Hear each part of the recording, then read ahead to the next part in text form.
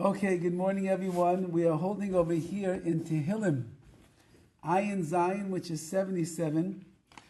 And we left off speaking about the concept last week, twofold. Number one, all the nisyonos that HaKadosh Baruch Hu brings to a person in their life is a chesed from Hashem. Every challenge, every test is tailor-made and is engineered for your neshama so that you should be able to grow in the way that you need to be able to grow. And if you wouldn't have that challenge in life, you would never get to the place where HaKadosh Baruch Hu imagines you being and envisions you being and knows what you have capable inside of you.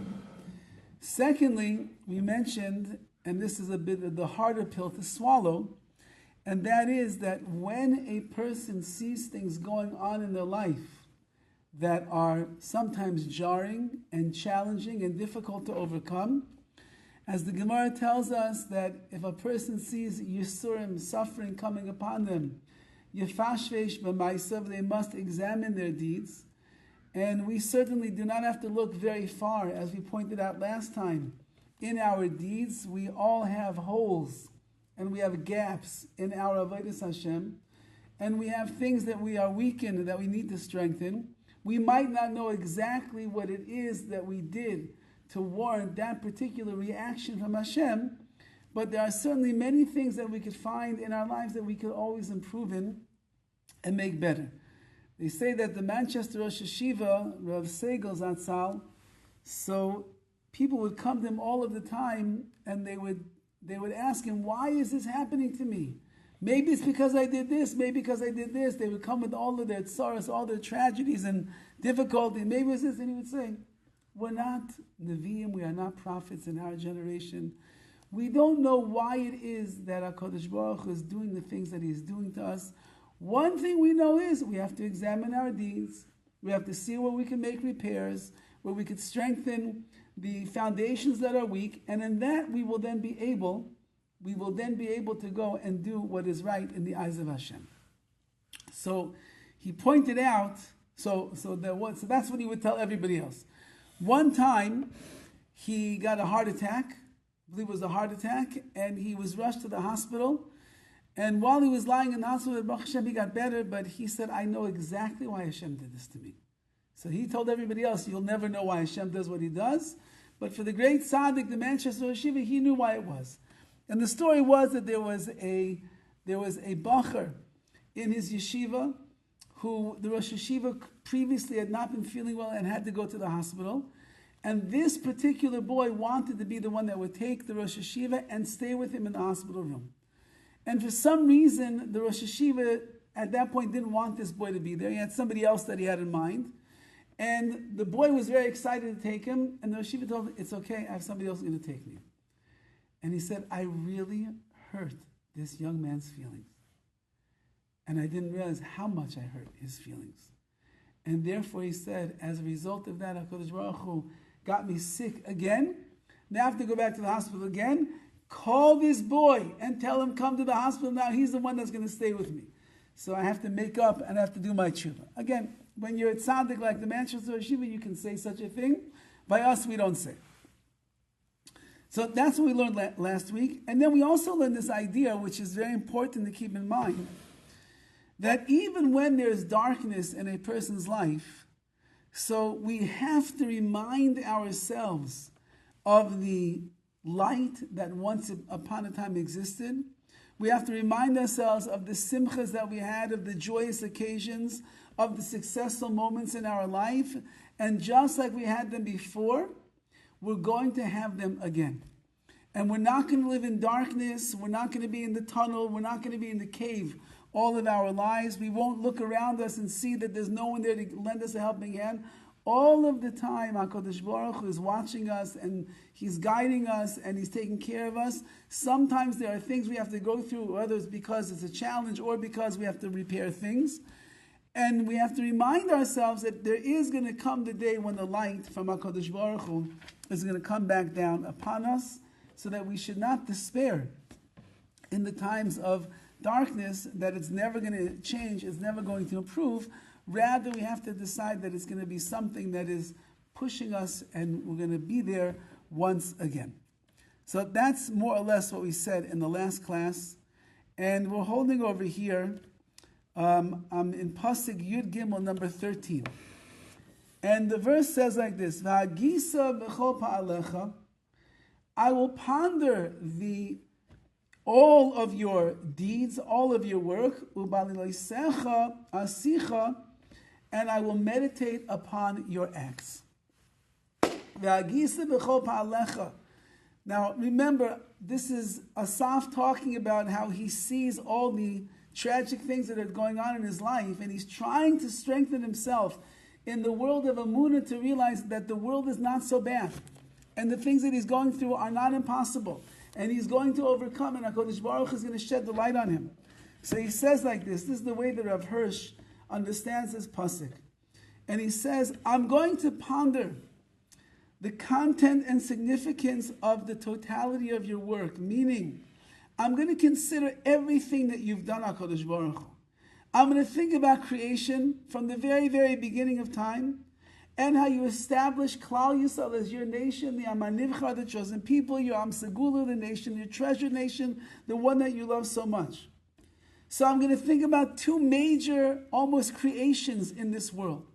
One is what we call Brias Ha'olam, which is the creation of the world, the universe, Yesh Mi'ayin, something from nothing. It never existed, you made it. That's awesome, Rabbi. You did that.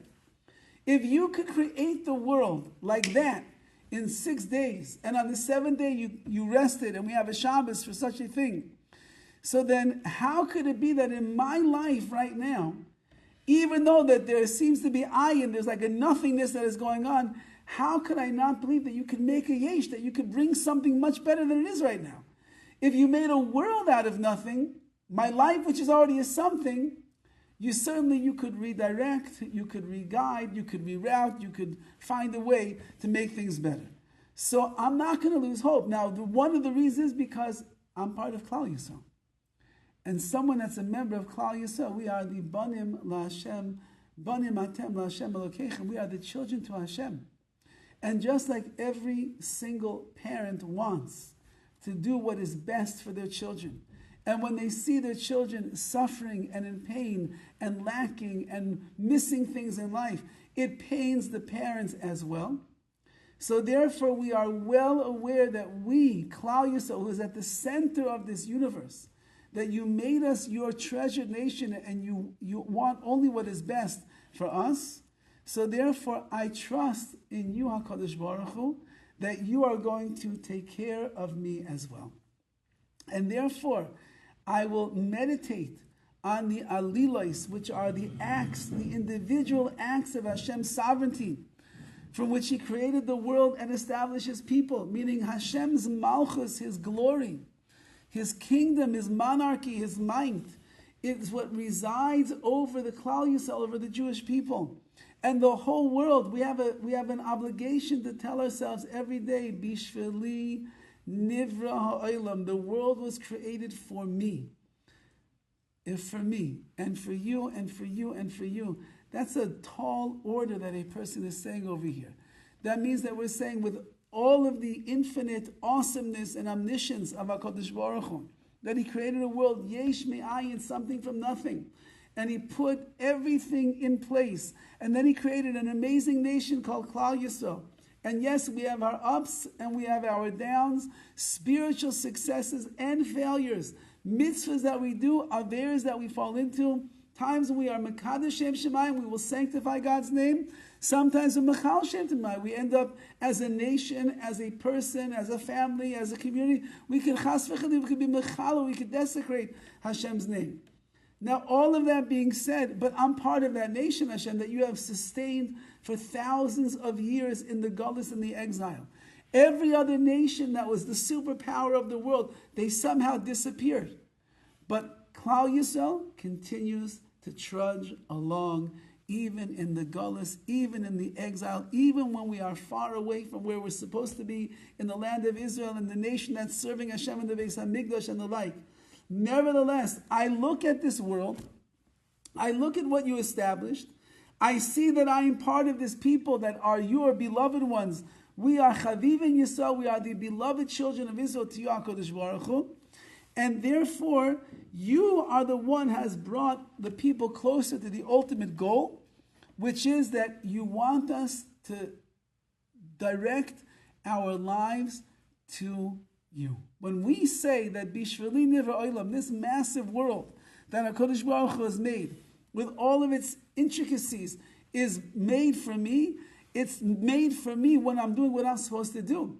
And doing what I'm supposed to do means that I live my life in a way that is a nachas, that is a pleasure to Hashem. When I'm living my life as a nachas that is to Hashem, the whole world was worthwhile just for me. If Chalila, a person is living their life in a way that is not what Hashem would derive pleasure from and benefit from, I just heard the Maisa the other day that many of you are aware of the Mir Yeshiva during World War II that was able to escape, from Europe to Shanghai, and in Shanghai they survived in miraculous ways.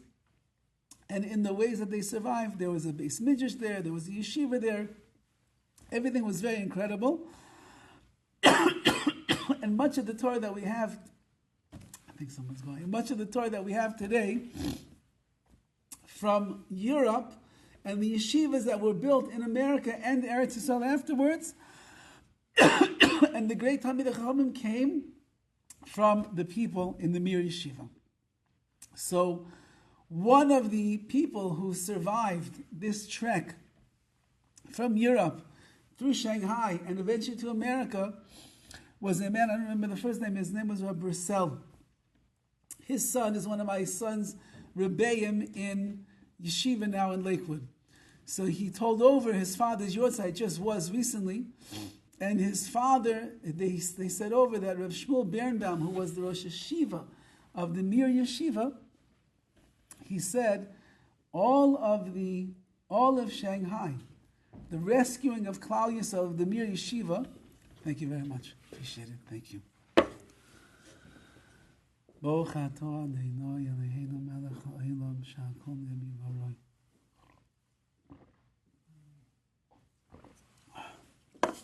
Thank you. He said, Rabbi Birnbaum said, the whole salvation of the Mir Yeshiva was worthwhile just to have a tzaddik and a Talmid Chacham like this, Rabbi Brissel, survive and be able to go on and build up a family and have children and everything. So we feel, HaKadosh Baruch Hu says the same thing about us. When we say, Bishvili Nivra Olam, the world was created for me, that's if I'm using the world in the right way. That's if I'm using myself in the right way. That's if I'm serving HaKadosh Baruch Hu in the right way.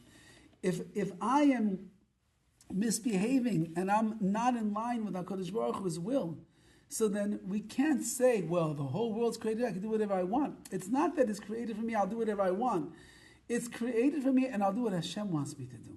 And that's the creation of what it's all about. Says Asaf in this Tehillim over here, I'm looking at history. And I'm looking at Bria Sa'olam, the creation of this magnificent universe that you made, HaKadosh Baruch Hu. There was a purpose. There was a goal that you had in mind. The world itself is an expression of Hashem's chesed. He wants us to be deeply involved in chasadim, in the acts of chesed, of kindness. He wants us to be able to grow and to thrive and to dive into Hashem and make ourselves more spiritual and have holiness in our lives. That's what HaKadosh Baruch Hu wants. So I begin to recognize and I see that, and I see your nation, the holy nation, Klal Yisrael, that you made as the torch bearers, so to speak, of all of this that you represent, HaKadosh Baruch Hu.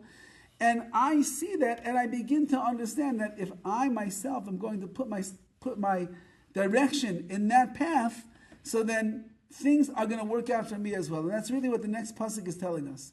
Elokim ba'kodesh, Hashem, your way is ba'kodesh darkecha, your way is holiness. Mi ke'el gadol ke'elokim, who is as great a God, who is as great a power as Elokim. And Rav Hirsch says over here the following idea, that when I'm thinking over here about your world, and I'm thinking about the wondrous works that you have made, HaKadosh Baruch Hu, so the first thing I think about is this idea, Ba'kodesh Darkecha, that there's a derech, there is a path. There is a specific goal that you had in mind when you made this world. Darkecha, and what is the derech, what is the path of HaKadosh Baruch Hu that is moving towards a specific goal? That is Ba'kodesh. Everything centers around holiness. You did not create a world just to have fun. You didn't create a world just to take it easy and relax. You didn't create a world just to amass money and pleasures and luxuries and the like. You made a world for a person to pursue Kedusha, holiness. Now, it's a very unusual thing. The neshama comes from a place that's very lofty in Shemayim, in the heavens. It's completely separate from the physical world. HaKadosh Baruch Hu takes that holy neshama, throws it down into a body that is like an animal, that is earthy, that has desires and all the different things. The body and the soul do not go together. One strives for Kedusha and the other strives for the worldliness and the earthiness of this world to satisfy all of its taivas, its desires. And yet I recognize that the whole world, your path that you want us to move towards is Kedusha. That must mean that you've given me the ability, with the greatness and almost we would call the infinite nature of my neshama, to be able to elevate all of that which is not kadosh, which is not holy, which is not spiritual. I can actually, through the power of my neshama, elevate everything to live a life of kedusha. Now, one of the great differences between Yiddishkeit, the Torah, and all other religions in the world is that the Torah does not deny a person of any pleasure under the sun. And on the other hand, every single pleasure that there is in the physical world, we've attached mitzvahs to those actions. And the reason is because Hashem put the neshama down in this world, inside of a body, in a physical world, where it has to learn how to maneuver itself and utilize its strengths and be able not to get dragged down by the world around it, but rather to elevate the world around us and bring it to a place of spirituality. When I make a bracha before I sit down to eat, so I'm elevating my meal into a world of kedusha, into a world of holiness. When I make a brachas on the mitzvahs that I do, even though they're physical actions, shaking a lulav and an esrog, sitting inside of a sukkah, making kiddush, whatever it might be, so I'm taking that action and I'm turning it into a mitzvah, and I'm elevating it, I'm raising it up, and so on and so forth. And the food that I eat has to be kosher food. That's also an elevation. It's going to connect to my soul and my body in the right way, that I'm going to have kedusha. There was a great rabbi of the Bali Tshuva world, Rav Yaakov Rosenberg Zatzal. He had a yeshiva in Eretz Yisrael called Machon Shlomo, and he had a camp. In order to get into his yeshiva, you had to go to his camp called Mudis in Connecticut. And he had a theory, and this is the only way that he felt that you could be makar of a person. As long as a person is being machal Shabbos, desecrating the Shabbos, and they are eating tray food, and they are not doing mitzvahs, for example, for these men, putting on tefillin every day and davening and wearing a pair of tzitzis, there is no way in the world that you are going to be able to open up their hearts and get them to see the beauty and the truth of HaKadosh Baruch Hu and His Torah. But we'll take them away for the summer into our camping grounds over here called Woodis, Connecticut, and they will keep Shabbos, and they will eat only kosher food, and they will put on tefillin every single day and daven to the best of their abilities, and we'll teach them how to make tzitzis, and they're going to put tzitzis on their body as well. And when you have a Jew who's going from nothing to something, he had no Torah, no mitzvahs, no nothing, and now he has all of this.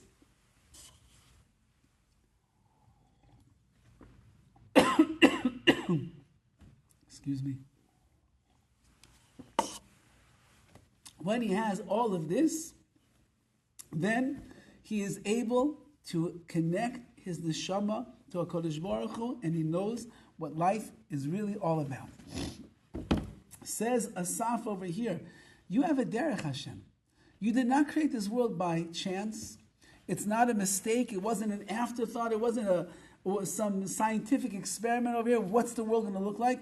When you made the world, you had a plan, you had a blueprint, you had an idea of exactly what you want the world to reach. And that is Kedusha. You want the world to be a place of Kedusha, of holiness. How is it going to reach holiness? I am responsible for bringing the holiness to the world.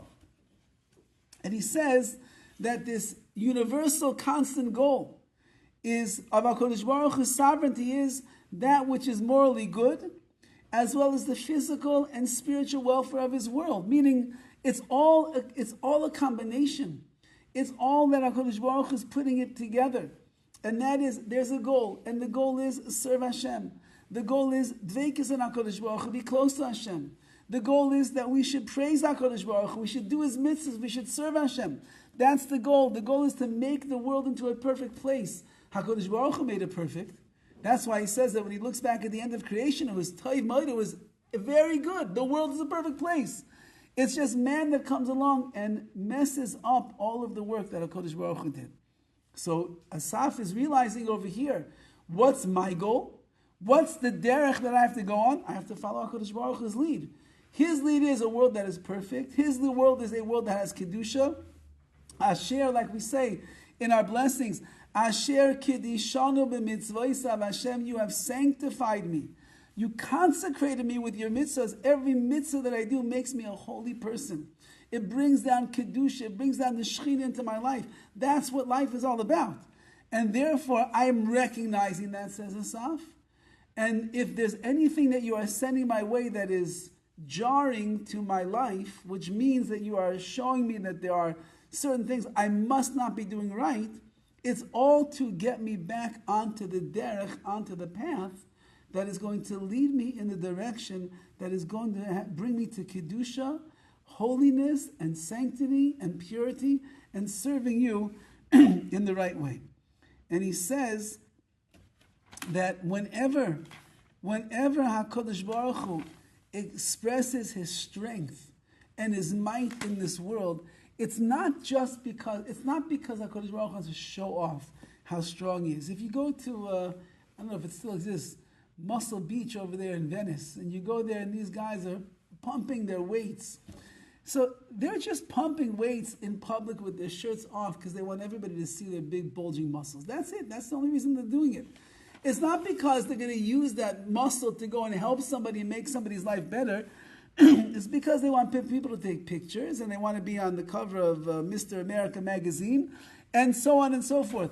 HaKadosh Baruch Hu, when he uses his might, when he shows his invincible strength, it's not because he wants to show off that he's so strong. Rather, the reason that HaKadosh Baruch Hu puts strength and might into this world and he does things is because his way is absolute good, which is Kedusha, and he wants to bring us back to that path of Kedusha. When HaKadosh Baruch Hu brings down a punishment to this world, when he brings any sign, a challenge to this world, when he rattles up a person's life a little bit and gets them starting to think about what does Hashem want from me, it's not Hashem being cruel to the person. On the other hand, he's using his invincible might to be able to bring the person back onto the derech, onto the path where he is supposed to go. And that's what it says. Mi al gadol ke'elokim, who is the great and powerful God like you? Nobody. There is no entity, there is no godliness, there is no spiritual being in the world that is as great as you. Now, part of Hashem's greatness is that he's able to take everything into consideration. We say by a levaya, Rahman al-Zam, by a funeral, when someone passes away, we say the blessing is Baruch Dayan ha'emes, that blessed is the judge of truth. Why do we have to mention that he is the judge of truth at this moment, at the end of somebody's life, for the mourners to be able to hear such a thing? And that is because everything that HaKadosh Baruch Hu does is measured with the emes, with the truth.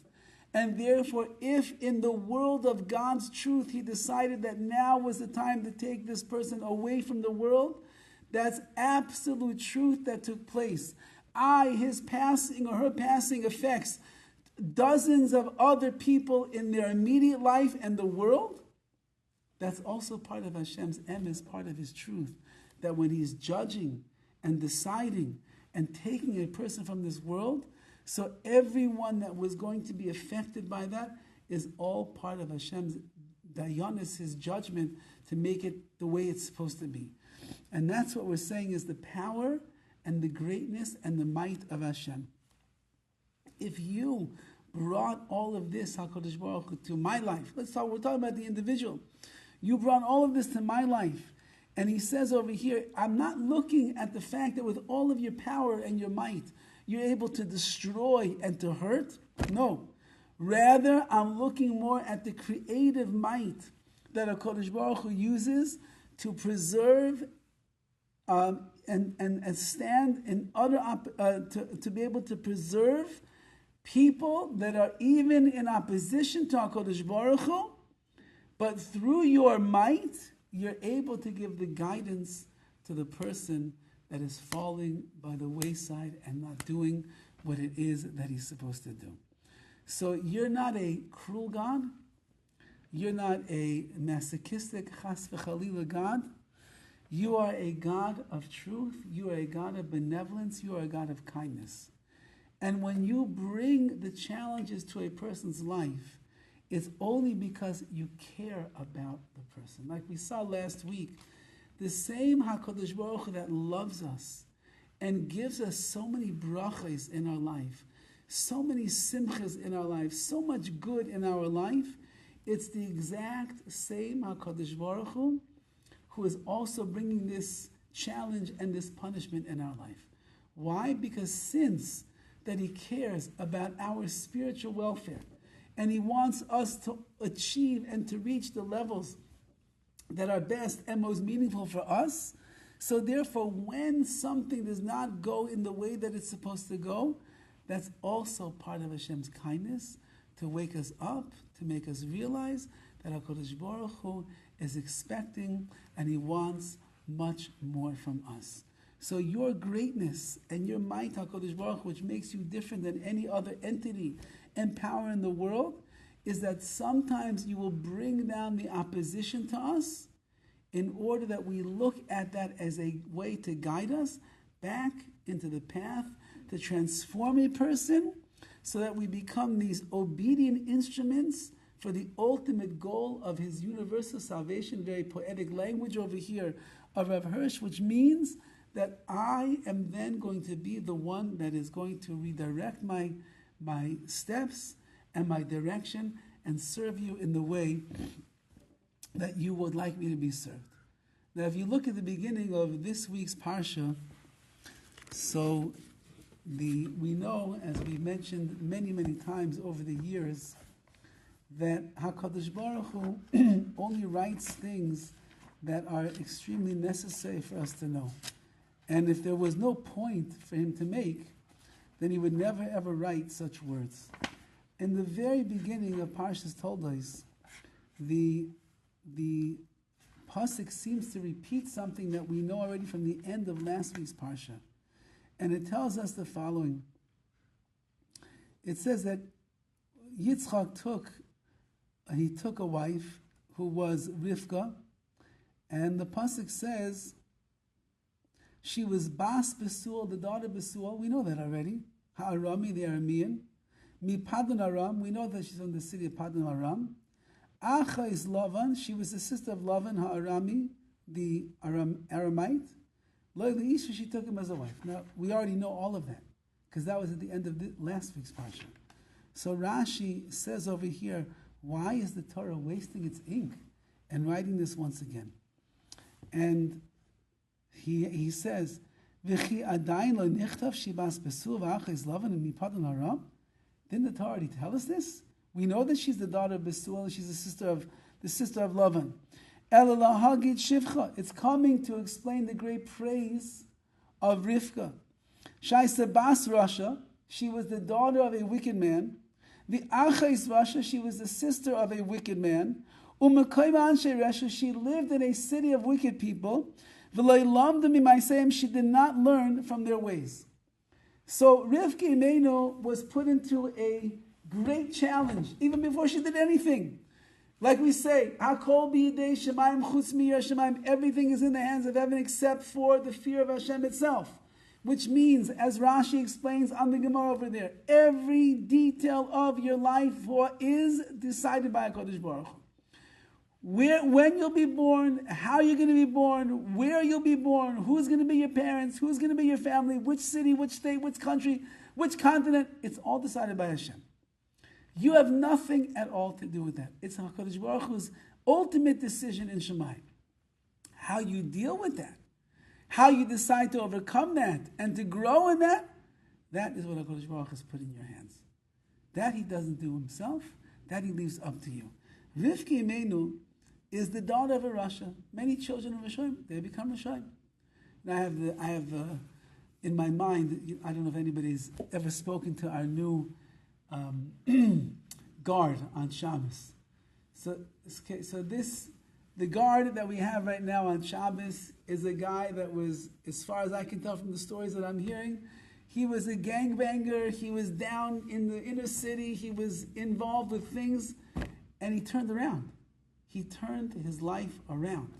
He became a person with midos. He became a person that got away from all of the darkness and all of the danger that was there.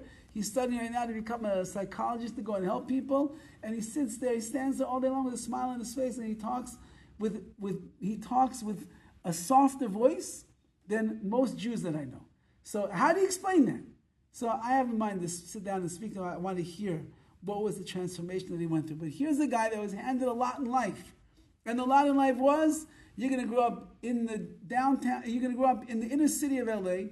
You have one brother who's a Crip, one who's a Blood. You could probably saw murder by the time that you were 3 or 4 years old. You might not know who your father or your mother is. And you had your own escapades, but you changed your life. How'd you do that? Says the Torah on Rivka Imenu, she was the daughter of a Rasha. Her brother was a Rasha. That means the whole house was filled with rishos, with wickedness. Everything she heard coming out of the mouth was wicked, tumah, impurity, all the terrible things. Says, maybe I'll just go outside for a little bit and get some fresh air. No, you live in Anshe Resha. Everybody's wicked. Everywhere you go, all you hear is wicked talk and nivelpeh, and you hear lashon hara, and you hear impure things. And nevertheless, Rivka Imenu looked at herself and she said, I'm better than all of that. I am better than my father, I'm better than my brother, I'm better than the people around me, I'm better than all of that. I must persevere because I know there's a God in heaven and HaKadosh Baruch Hu wants much more than that from me. He wants Bishvili Nivrot, and the world is created for me. I'm going to do my best to rise up in that place. And she does. And she becomes the mother of Klal Yisrael, the wife of Yitzchak. Now, how was she tested? She was tested in the midah of chesed. Chesed, that's all that he wanted to know. Does she do chesed? Since that HaKadosh Baruch Hu is Olam Chesed Yibani, made a world with chesed, and the reason he created the world is all because of chesed, and Avram Avinu's midah is all chesed. So if you want to be a mother of Klal Yisrael, if you want to be someone that's going to raise the next generation and be able to catapult them along the path that started with Avram and Yitzchak, and now it's going to end up being Yaakov, so then you have to be a woman who's replete with the tremendous midah of chesed that HaKadosh Baruch Hu wants from us. So she was able to see in a world of pretty darkness. Again, just imagine you grew up in Gaza. Imagine you grew up amongst the Gazanians, and you're one of them, and you're a kid at 3 years old. They put a rifle in your arm and they told you kill the Jews. Imagine such a thing. So the chances that you're not going to think like that the rest of your life are slim to none. But every once in a while, you find one who defects, and they can't bear the moral conflict that is going on inside of them. How could it be that at a young age they're teaching me just to hate and to kill and to murder and to blow myself up and do all these things? How could it be? There's one guy now, Yusuf. His father was one of the big what do you call it, guys? Hezbollah or the Hamas. And he defected, and his probably life is in jeopardy if they could catch him. Chas v'shalom, what they would end up doing to this guy. But he couldn't keep his moral compass quiet. He couldn't keep his quest for emes, for truth, quiet. He couldn't sit there and watch people acting like animals and not like human beings and say, I'm not one of them. And he lifted himself up above all of that. Says Rav Hirsch, the way he's explaining this pasuk in the Tehillim over here is, I look at everything that you're doing, HaKadosh Baruch Hu, and I'm not getting burned by it, and I'm not getting down by it, and I'm not getting beaten by it. On the other hand, I understand it's all just a way to make me better. The Gemara, the Midrash says that Hashem tests the tzaddikim just like someone who has a kiln. Is that what it is? Who tests the pottery. What does he do when he wants to test pottery to see if it's going to be good? He takes a hammer and he knocks into it, or the metal. He knocks in to see if it's strong enough. HaKadosh Baruch Hu, he knocks into people to see, are they strong enough?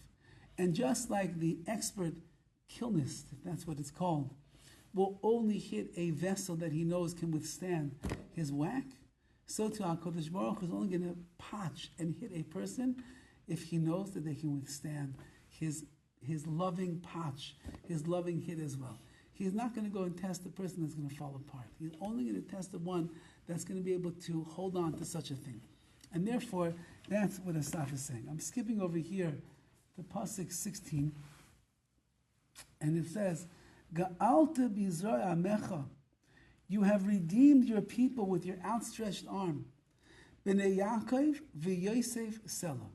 The sons of Yaakov and Yosef, Selah, like forever and ever. Says Rav Hirsch on these lines over here, B'nei Yaakov v'Yosef. Why does it say B'nei Yaakov and Yosef? Just we're always known as the sons of, we're always known as B'nei Yisrael, B'nei Yaakov. Why does HaKadosh Baruch Hu have to put Yosef? Why does the psalmist put Yosef in there as well?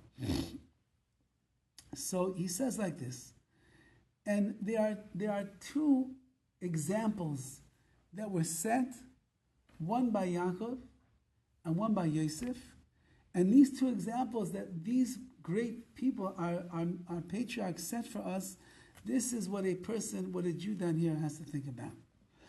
So Yaakov Avinu, as we know, he had probably the hardest, most difficult, painful life of any of the Avos HaKadoshim, any of our forefathers. He went through suffering already, which started at a very young age. At the age of 17, his brothers wanted to kill him. They decided not to. They threw him into a pit. He sold as a servant. He sold as a slave. He ends up in Mitzrayim, in Egypt, and I'm sorry. Let's go back to Yaakov. Talking about Yosef for a minute. Yeah, Yaakov Avinu, as he says at the end of his life, he says, the days of my life were short and bad. I had a very hard life. Yaakov Avinu was the one who had to deal with his father-in-law Lavan for so many years. Yaakov Avinu is the one who's on the run for so many years. Yaakov Avinu is the one who's fighting his brother Esau for so many years. Yaakov Avinu has 12 sons. 12 sons, and he's trying to raise them all in the right way. And he's got 4 wives. You'll figure that one out, how you can understand the stress that a person would have. And he's got a lot going on in his life. And at the end of his life, he looks so old. Paro says to him, my gosh, I never saw a man as old as you. What happened to you? And he said, I had a hard life. Yaakov Avinu had the hardest of lives of any of the forefathers. He went through one challenge after another, one trick after another, one battle, even with his own brothers and his own family and his own father-in-law, one after the other.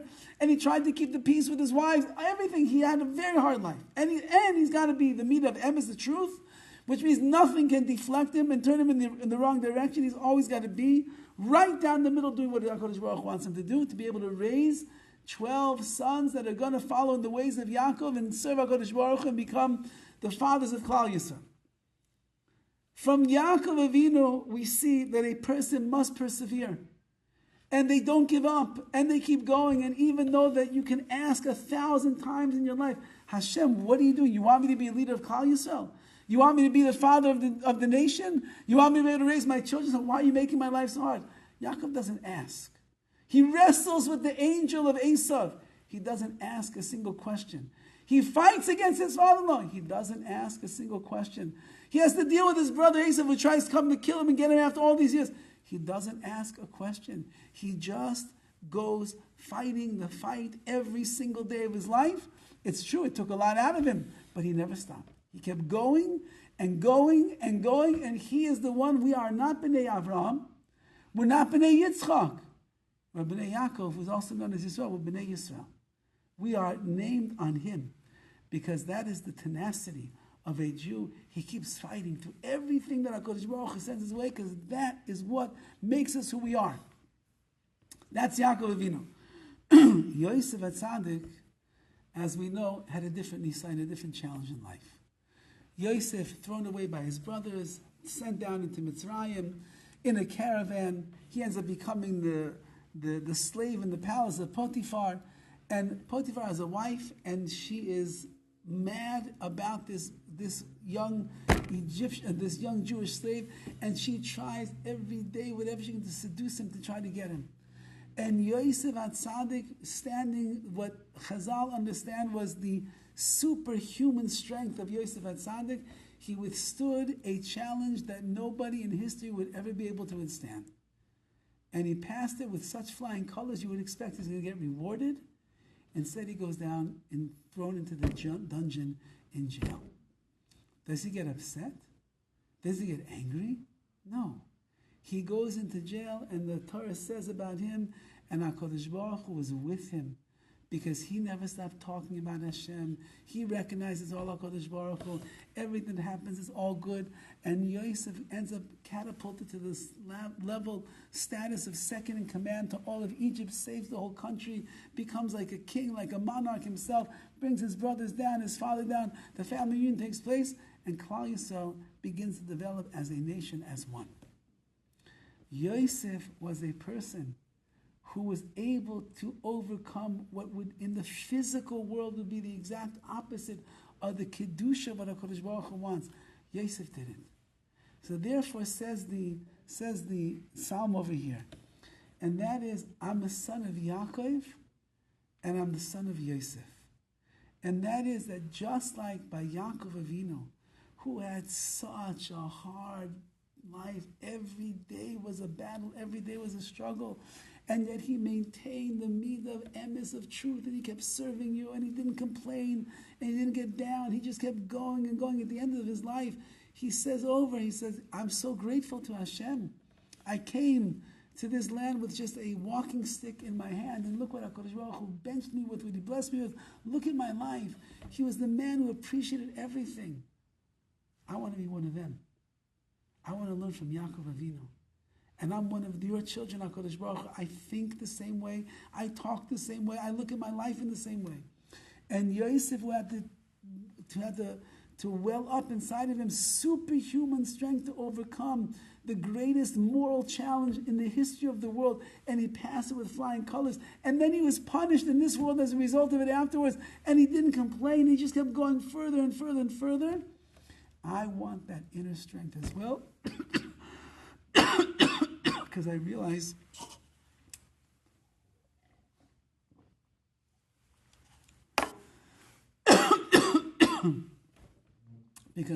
that is what life is all about.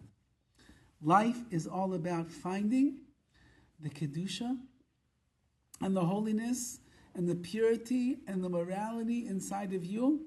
And every challenge that a person goes through is supposed to pull out more and more and more of that for ourselves. I have a funeral to attend very soon, so I'm going to call it over here today. Anyway, I have to save my voice for other things. And in Yetz Hashem, we will conclude, I think we'll conclude in Yetz Hashem next week, this Tehillim, and then we'll continue in our journeys of Tehillim Be'ez Hashem. Thank you for joining us.